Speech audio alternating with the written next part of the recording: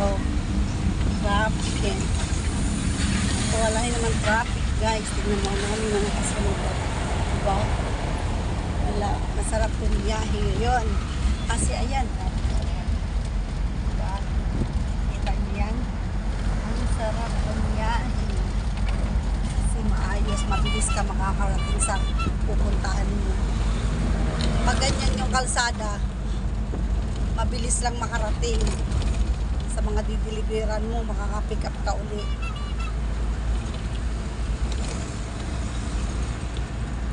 Pero pag ma-traffic, naku, wala.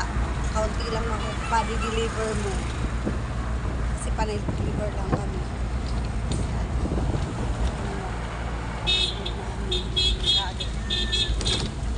Yan. Ikaw nagbubusina?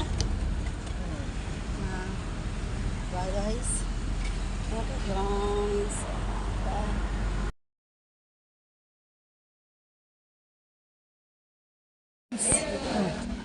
Daming karga. Saan sila uupo? Asa yan? Uurong naman ako rin kumakapo sa driver. Ang driver ko wala pa. Asa yan? Oh. Mga food yan. Mga yan. Kasi ang dami. Pero marami sila. Nagkakarga pa sila. Pero ito yung ano. Yan, may lamisa. May ano. Dami rin. Lamisa yan. Lamisa yan. Puro lamisa. Eh, kung gagawin ako ng driver at sasakay yung pasahero na ay ano namin kasama namin. Baon din. Ayan. May baon akong tubig. Kasi ano, tubig lang baon. Lipod kami. Lipod. Sa aming work. Trabaho na naman.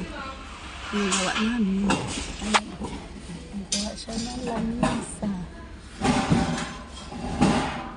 Sa lamisa yan.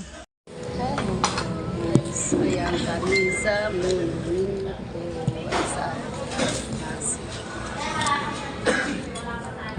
Ano ginagawa mo rito? Ano ginagawa mo rito? Ayan. Ano ginagawa mo rito? Ano ginagawa mo?